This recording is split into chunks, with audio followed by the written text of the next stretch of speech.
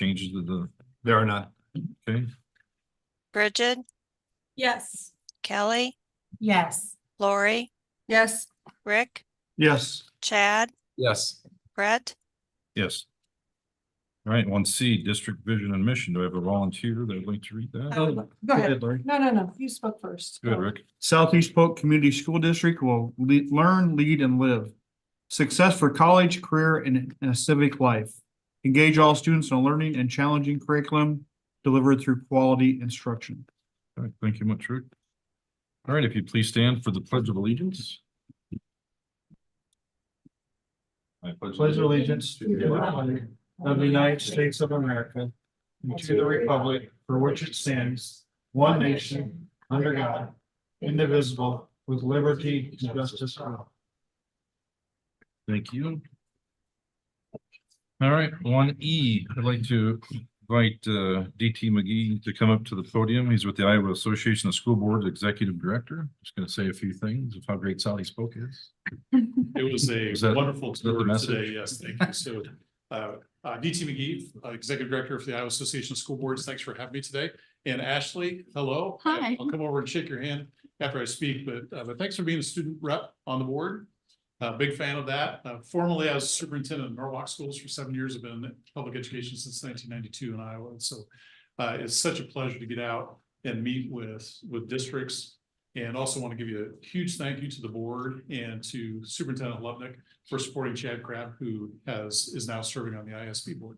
And so we're really excited that Chad has joined the ISB board. One of the things I'm doing during my first year as executive director is getting out to all of the ISB board members' districts and visiting with them. Now, originally, when I thought about doing that, I thought, well, they want me to come and see a board meeting and see kind of how that operates. And that's basically what I have done none of. And so really what the board members want to do is get me out into the communities, into the school districts, into the buildings, and celebrate all the great things that are happening. So today, we were able to see the new middle school, beautiful facility. As you know, my past work, I know how much time and effort goes into getting a project like that off the ground, from original idea to concept to final, opening of the building here this fall. And so lovely and great work that's been done by the team in your district. Also the stadium and the softball field, we went by the slab that is the CTE, that's going to be the CTE building. Drove through, we talked about some of the infrastructure streets that the district has paid for to help ease the burden on the communities that you reside in. And so it just is a wonderful opportunity to get out and see the great things that are going on in your district. Oftentimes we hear some of the negatives about public education, but we know the exact opposite is true. We're succeeding within public education. We have all kinds of great work that's going on. So our tagline at ISB is vision and voice for public schools. And so we are trying to do that on a daily basis, whether it is through legislative advocacy, policy work, board development workshops, which I know many of you participated in a recent workshop with other Metro school boards, facilitated by ISB. Also, we have our affiliated programs where we try to help save money. Our biggest two are IceJet, which I believe Southeast Polk is part of, and then our safety group, which I think that's a different conversation for Southeast Polk, but that's okay. And so we are here to serve your needs. And so I had an excellent conversation too with some of your board members, Superintendent Lubnick, here at the end of the tour. And so got some ideas about how ISB could do that. And so our mission is to educate, support, and inspire public school boards in their pursuit of world-class education for all students in Iowa. And so that's what we're here to do, and here to support you. So if you have any questions, I'm happy to answer that. But if not, thanks for having me tonight and today. And thank you all for your leadership. I know that you all got 100% raise this year, right, from the legislature. And so we appreciate that. But thank you for the leadership that you provide and the selfless leadership that you provide, because we all know the sacrifices you go to serve on a board like this, away from your family, the commitment of your time, and whether it's at the board table or away. We just truly appreciate that. So on behalf of ISB, thank you so much. Yeah. Great. And I'm going to shake one or two hands that I didn't get an opportunity to shake. Is that all right? Yep. Very good. Yep. Good to see you. Thanks. Yes. Thanks for stopping by. Come back anytime. All right. Good. See you. Okay. All right, we'll move on to 1F, public comments. If there's anybody out there that would like to address the board on any topic, anything at all, feel free to come up. Phyllis, anything with Historical Society you want to tell us about? Nothing? All right. All right, Dirk Kolupnik, he wants to say something. I do. I'd like to take a minute, board, as this was our student representative, Ashley Lamb's last day of school at Southeast Polk, and this will be her last meeting as a student board member. Wanted to take a minute to personally thank her on behalf of the board and the administration for being here, for your input at meetings and giving us the student perspective on things. It's been very helpful this year. And we're really proud of what you've done and really thankful for the role that you've provided here. Yeah, thank you guys. This experience has been so great.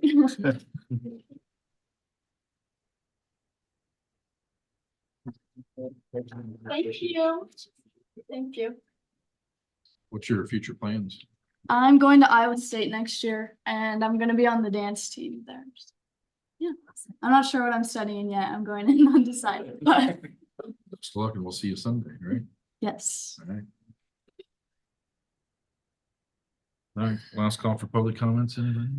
No? Okay, moving on. 1G, consent agenda, motion to approve, anybody? Motion to approve. Second. Thank you, Lori, Chad. Can I make a comment? Sure. Again, for those that we are losing this after the end of the school year, thank you for your dedication and commitment to Southeast Polk, and you will be missed, but know that you are appreciated. Second that. Absolutely, thank you. Anybody else? All right, Lori and Chad was first and second. Karen? Kelly, Yes. Lori, Yes. Rick, Yes. Chad, Yes. Brett, Yes. Bridget, Yes. All right, moving on, old and new business. 2A will be confirmation of our next board meeting scheduled for June 13th. Gonna have a motion. Motion to approve. Second. Karen? Lori, Yes. Rick, Yes. Chad, Yes. Brett, Yes. Bridget, Yes. Kelly, Yes. All right, 2C or 2B, this will be for our fiscal year 25 board meeting schedule. Has the whole list through July 11th through July 11th of 2025. Motion to approve. Motion to approve. Second. Lori, Bridget, thank you. Any questions on those dates? Any concerns on any of them? I think we got the homecoming parade fixed and the black and gold Yep, issue I think taken we're care of, there. so I think we're, The holidays. so, all right. Karen? Rick, Yes. Chad, Yes. Brett, Yes. Bridget, Yes. Kelly, Yes. Lori, Yes. All right, 2C, Employee Assistance Program. Otherwise known as EAP contract. Motion to approve. Oh, I'll move Chan- to Oh, approve. did you? Oh, did you already move? Well, you I did. think you started. Yeah. but- Second. Okay, Yes, sir. Chad first, Bridget second. Okay, that looks. You want to arm wrestle about it? You can, how about you do the next one? Okay. I say you arm wrestle. No, okay. Karen? Chad, Yes. Brett, Yes. Bridget, Yes. Kelly, Yes. Lori, Yes. Rick, Yes. All right, 2D, this will be for the Student Assistant Program. I'll move to approve. Second. Bridget and Kelly, thank you. Karen? I was supposed to be second. Brett, You did fine. Brett, Yes. Bridget, Yes. Kelly, Yes. Lori, Yes. Rick, Yes. Chad, Yes. All right, 2E, approve the fiscal year 2024 resolution committing fund balance. Motion to approve. Thank you. Second. Lori, Rick, all right. Karen?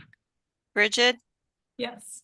Kelly, Yes. Lori, Yes. Rick, Yes. Chad, Yes. Brett, Yes. All right, 2F, public hearing for the fiscal year 2024 budget. I'm gonna go ahead and open the hearing at 5:40. If there's anybody here wanting to talk about this? Mr. McCom, do we have any emails or write-ins or? Yeah. Have not had any? Okay.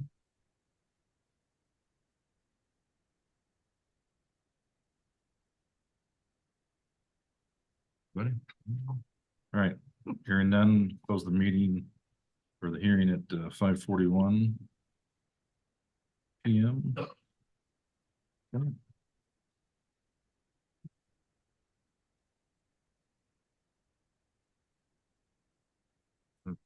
That's all part of it, right? Yes. Okay. Approve it. Okay, all right, for F1 then, fiscal year 24 budget amendment. I need a motion to approve. Motion to approve the fiscal year 2024 budget amendment. Second. Thank you, Lori, Bridget, Karen. Kelly, Yes. Lori, Yes. Rick, Yes. Chad, Yes. Brett, Yes. Bridget, Yes. All right, topics for discussion. Dr. Holovnik. Thanks. Good evening, board. Some good news and highlights over the last month, and there's a list here. Dollars for Scholars, we had our annual Dollars for Scholars event this past week where over $265,000 was distributed to students in the form of 315 scholarships. It's just another example of the awesome support for education and our kids that this community continues to provide.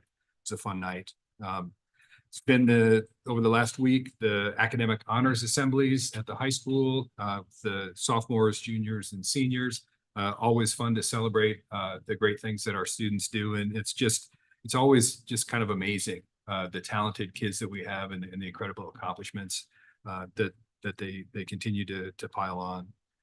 We had our annual senior skip day, senior community improvement project, not skipping school, where the annual tradition of giving back to the community. And I've had several comments to me from the recipients of those seniors' work about just the general work that the students did and how polite they were and how they showed respect and just how thankful that they were for that day and those projects. We also had a chance to celebrate Decision Day, highlighting what's next for our students. It's a real culture builder for us, getting all kids to think about what happens after high school, after today, their final day as Southeast Polk students. We had this 36th annual Iowa State Tech Expo last Friday, big turnout. I think we had 43 different schools that were part of that. It's a little bit bigger than last year, really growing back since COVID. So that's always fun. And again, you want to talk about talent. Some of the projects that were there, I would have loved. I'd buy them. Also had Build Day at Spring Creek. A big thanks to Turner Construction for helping out with that. Kids really get into this, into designing and building projects. It gets very competitive. And I think each year the projects get a little bit more and more complex. And so it's fun to watch that continue to grow, to get kids thinking in that way. We had our board visit to Centennial Elementary. And while we're on Centennial, I have to share with you, and hopefully you'll see more about this. The Centennial principal had a milestone birthday today and was surprised by the entire school in the gym. She didn't know what was happening, and it was incredible. So look for more on that later. Just a reminder, we have our graduation ceremonies Sunday at the Knapp Center on the Drake campus at 6 p.m. Be there an hour before. I'll remind you again. I'm sure Karen will remind you. And just kind of also a reminder of those last days. I've said a couple times now, the seniors' last day was today. Everybody else is next Friday, the 24th. So with that, be happy to take questions. Can I ask him one question before you go? Just one? No. Put you on the spot. Are you ready for your speech? Yeah, it's done. too. I won't put you on the spot. All righty, 3B, monthly financials, Mr. McCollum.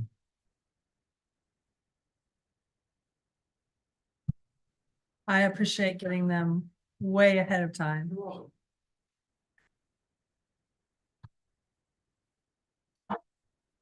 Good evening, board. These are the monthly financials through the month of April. Just a few highlights for you. General fund, we had revenues compared to last year through April, an increase of about 4%. As things pointed out earlier today, that tuition was a big highlight for us this year, big or not, but open enrollment has gone up for us as far as the number of students and also interest income. Skills Trade Center, we had a lot of donations for that as well. Expenditures were up 9.4% compared to last year. Personnel costs, salaries and benefits and wages up 4.6%. A lot of those repairs still though for building, plumbing, and electrical repairs. And just the safety grants, we've been purchasing those items and then starting to install those items here shortly. As far as the all funds report, revenues are up 12.4%, mostly due to bond proceeds. Without the bond proceeds, the revenues would be up 5.8%. Food service revenues are up this year relative to last year. As far as expenditures are up 4.5% compared to last year. Again, wages and benefits up about 5.2%. And then also from the construction side of the house, we are nearing the end on a few of our projects. Road grades are getting close. That'll be the middle of July, end of July. I received word from Mr. Daly today. We have our cardboard boxes delivered to our buildings that are being affected by the move. Spring Creek Junior High and High School, including labels and markers. So this is starting to become real quick. Any questions on the monthly financials? So one of the projects, does that happen to be the multi-purpose stadium? Are we getting any closer on that? We are getting closer in that. There's some questions about some of the retainage items and things we're working through right now. I have a call with some people on Monday to kind of figure that out. We have about $50,000 to $75,000 worth of work left to do within that building as far as punch list items and things we want to hold back, but it could be a little bit more due to some other issues that are happening or have happened in the past. Anything else for Mr. McCollum? I donated my lunch money account back to. Thank you. Thank you. Good segue. All right. Thank you. All right, 3C, Food and Nutrition Program update, Mrs. Salvini. Did I say that right, Salvini? Yeah. Okay. Welcome. And thank you for your information. Yes. I say that so YouTube would hear me. Yes, yes. So I'm Sarah Salvini. I'm the food service director here. Basically, we'll go through a few things with the nutrition program. On the agenda, we'll talk a little bit about meal planning for next year, some grants that we've had this year and what we'll have next year. Special diets, some of our vendor contracts that will come up for next board meeting, and then student balances, participation weeks, the new middle school, the summer food service program, wellness committee update, feedback, and just in general. So menu changes for 24-25, we'll see longer cycles. So combining some of the ingredients that we're currently using and items that we're currently using into longer formats to help kind of combat some of the menu fatigue that we have. And then have a little bit more variety. All of our secondaries will now have a salad bar, which is really nice. And then just a potential for greater offerings there. We do have the local foods grant. We had that this year. We received about $17,000 in local food grants. We also applied for the Farm to Summer grant and received that. So that's an additional $750 for the summer. And then we have also applied for the grant for this coming school year. So those are good things moving in positive directions, I think. We do have some new stricter guidelines. I would say we have been left in really good shape in terms of where we stand right now, meeting those guidelines. So it shouldn't come as too much of a shock to the menu or anything like that, starting in the fall of 25. We will see some limits on sugars in yogurts and breakfast cereals. Currently, what we have is meeting those items. We'll see some phasing in of weekly limits like we do on sodium. And then that's where we'll start to see some changes too. menu offerings, so that will be on down the line. Years, 80% of items will be full grain, which they are currently, so we need that standard, and they'll have an additional 10% reduction in sodium for 27-28 school year. So that will have additional impacts. As far as special diets, we have about 30 different menus that are produced each month. Various special diets just to meet the needs of our students and their dietary concerns. Our vendor contracts are currently in renewals. We're part of WAS, which is a buying group, and part of SAS, so that's Sadell and Milwaukee. And most of those have come back. We are just waiting on Prime as far as pricing, so that would be like our Martin Brothers, our largest bid. We have new bids that came out for hood cleaning and smallers, but it should feel very consistent with years past. Student balances continue to remain a concern. We've seen a doubling of student balances since free meals. And we have new strategies to kind of help with that, which would be utilizing some of our administrative assistants to help do some reach out, might be a little bit more personalized, some reach out during registration, and then some back to school nights. Hopefully we increase our presence at back to school nights. Get some more hands-on.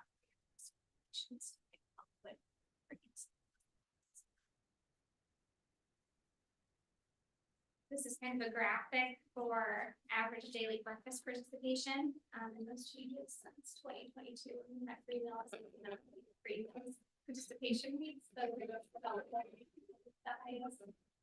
But you can see some changes up and down depending on the school building, and then I also have based on free reduced paid numbers, and you can see an increase in those free and reduced rates. As far as our average daily lunch participation, same concept, comparison between increases.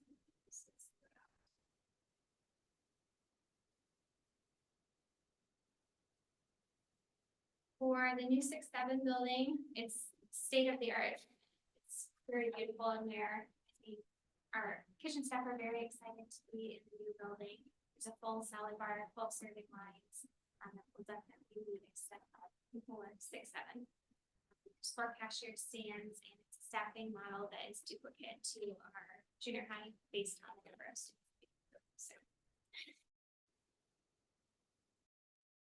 As far as lunch prices, we anticipate an increase of about 10 cents across the board on meals. That's basically just covering increased costs to the program. As it currently stands, the USDA regulations did not require an increase from our program. That was from our side.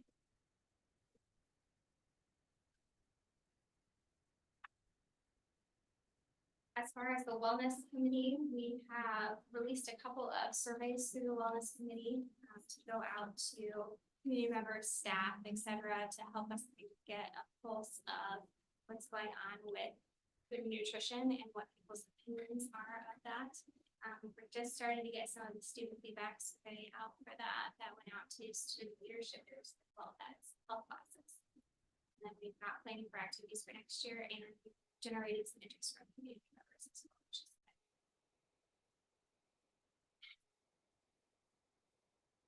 The summer food service program will be out Willowbrook and Altoona this year. We have that running from June 10th through July 31st. That will kind of cut off that August where we had to cut off last year early from lacking participation, and hopefully we'll have a little bit better participation. We've done quite a bit more advertising for it this year. We have 4 staff and a whole slew of volunteers that help make that program possible. I talked a little bit about the survey, but we did also do a survey of food service staff and administrative assistants and principals, as well as our staff. So between those 3 groups, we learned that we are needing to tie into school celebrations, that we have an additional ethnic foods need to pull in additional items, and there was a need for additional student feedback.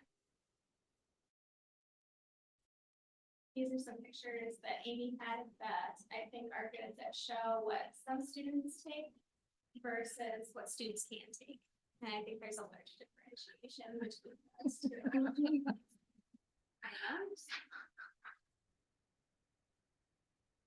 School lunch hero day was May 3rd, and I just got done with the retirement party this evening. I had 56 amazing staff, one administrative assistant, and 17 subs that help make this possible on a daily basis. And wonderful team, and I have been supported and helped by everyone that has been in administration, helping answer questions for to success.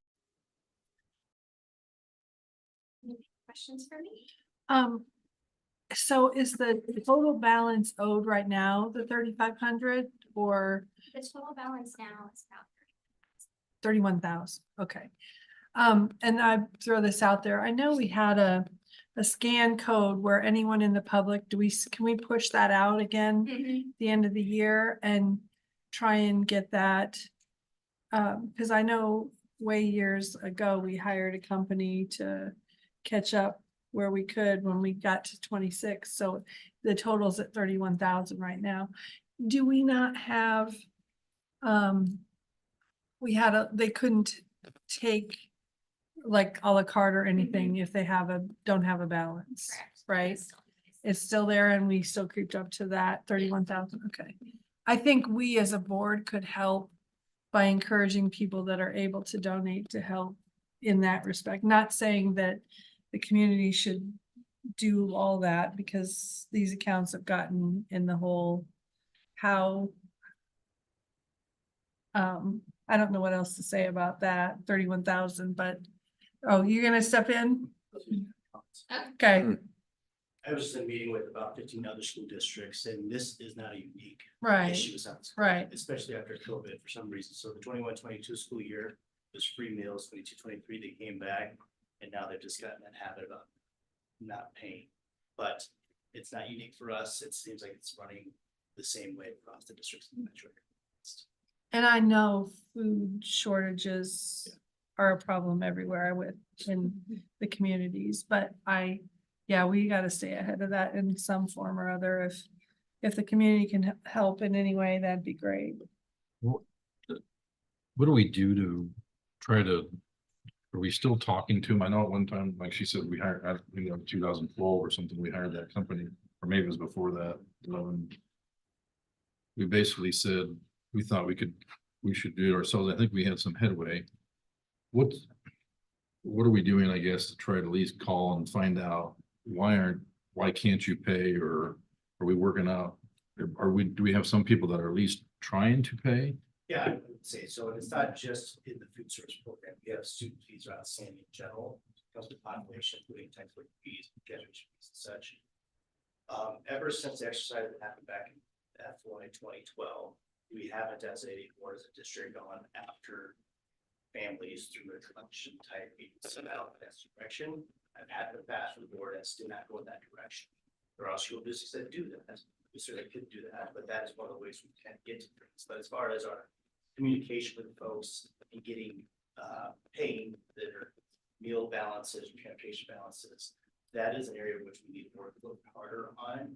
I know that as we shifted our fees from a system we used to use to campus, now we can just start doing these more burst in out as first the text or email to families to kind of keep that thing going, because in the end, and Mr. Pettit and I have talked about this quite often, becomes kind of his issue, because as students want to, as they graduate, we start going up to them pretty heavily when it comes to those fees, but it's unfair for his staff to have to take upon the collection part of the family or students that has several $100 of unpaid fees. So there's more for us to do on our side for sure. No, I'm not advocating the collection agency. I guess my concern is more of, I guess when we do call these people, are we trying to at least encourage them? Because some of them are going to be, it's going to be pride. It's going to be, just not wanting to sign up for free and reduced lunch. But I guess I'd rather, if we got somebody to encourage them to do that, than not.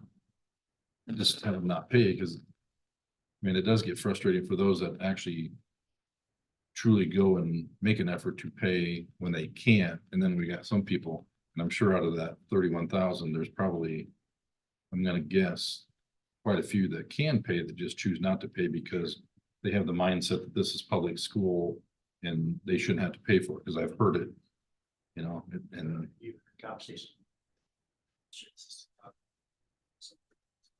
I think such your volume for us, so there's only 2 of us at that level doing calls to families, we have about 500 families with those 31,000, so that's a lot of phone calls and things like that.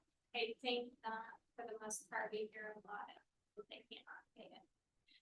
Overall, I would say that's probably there, or if they're working on it, or they will try it. yeah, again, I'm not advocating collection, I don't know what, I mean, if it's even worth.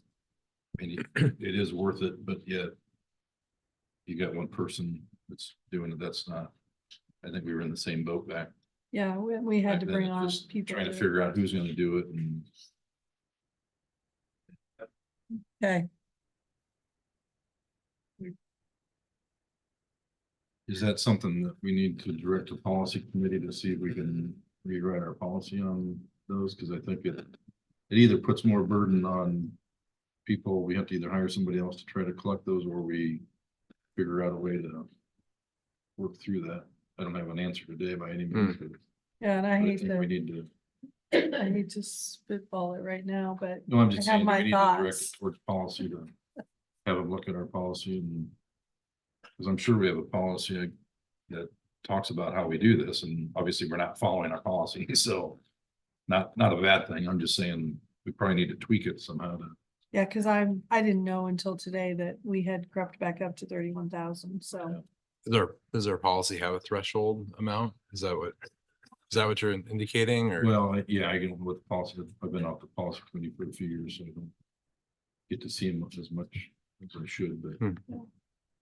I mean, I wonder if we just need like some temporary assistance to make the phone calls and find out, like you said, the reason. Some people truly can't pay and some can. And Or negotiate some walk back of some type without saying anything publicly. Or. You know, I hate to say it, is that just cut the losses and then. I mean, those are the things that I guess we need to discuss as a board in the policy thing, so. yeah, I don't think we want Sarah making phone calls, collecting money. That's not a good use of her time. No. But Or the high school staff. yeah, we're Steve. Or any of the buildings for that matter. No, yeah, it's really not anybody's best time spent, but. Right out of the gate, I would say, just, we need to publish hey, if you can help here, this is where we could use some help. And to the communities and get Yeah. that out there a number of times and remind people that food and nutrition, we need some help if we can get help. It sounds like it's in busing too, but since it's food and nutrition night, we'll make a note to probably do something and look at that then. Anything else for? I do have a quick question. So, I think reaching out during registration and the table of back night is awesome. But I just wanted to ask, the personalized reach out with assistance of administrative assistance, is there a plan that you have to target those individuals? And the only reason why I'm bringing this up is because this has happened to me one year where they kept reminding me kept asking me to sign up for free and reduced. You can sign up for free and reduced. I can't, I didn't qualify. Yeah. And so when you get it happened 3 times and then a school social worker called me. So I just want you to be mindful of that in that process, because that has also happened to another parent that I know, and it can get very offensive. So as you're targeting, just keep that in mind. I think. So making sure those are all coordinated efforts and not repeated efforts. Okay, great. I just want to say I appreciate the, creative ideas that, increasing what do you say, less repetition in the meals, increasing those cycles. And this the photos that you supplied were really interesting, because I know once in a while out on social media, you'll get people complaining about, well, they only had this or that for lunch at the, whatever building today, my kid says. And then, that's just what they're choosing and the options that they have available are much more plentiful than I think. I also appreciate that very much with an 8-year-old who's coming home hungry all the time. I now do not feel sorry.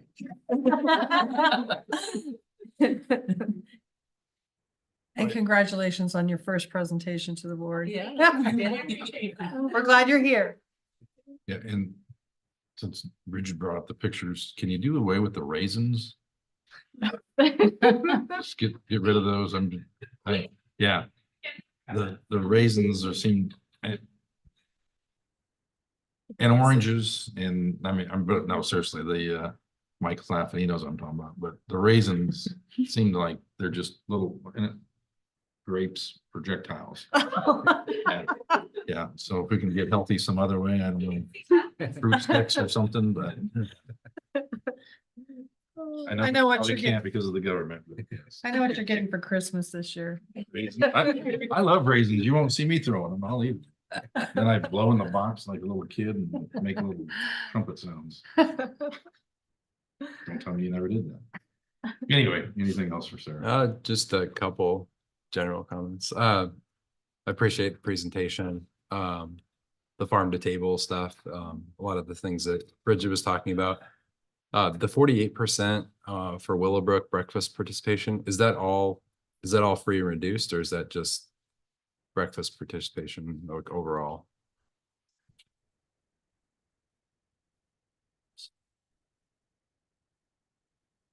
Just seem like a very high percentage. Next one. There you go. Yeah. Yes. And that, I think it's contributed highly to the fact that they have the breakfast in the classroom. Okay. So because they're able to eat in the classroom, that seems to be the ticket too. Okay. Also, with the high free or reduced percentage, I think something can eat and it becomes kind of a popular choice. Yeah, well, I think that's great that we can provide it. Just that number jumped out like that of all of them there. That it's kind of almost when it was free on the free column level. It's pretty high. With the staffing for the middle school, we probably talked about this and I forgot, but do we have to add staff for that, or is it just moving staff from like Spring Creek and? So from Spring Creek, I believe we added 4 positions. So I think one of those was full-time or 2 of them are full-time. The part-time positions. Okay. In order to increase that.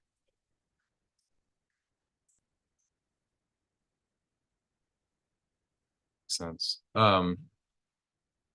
Yeah, I think that's it. Thank you for being here and being at Southeast Polk, and thanks to all your staff too. It's a big job to feed all these kids. It is. Yeah.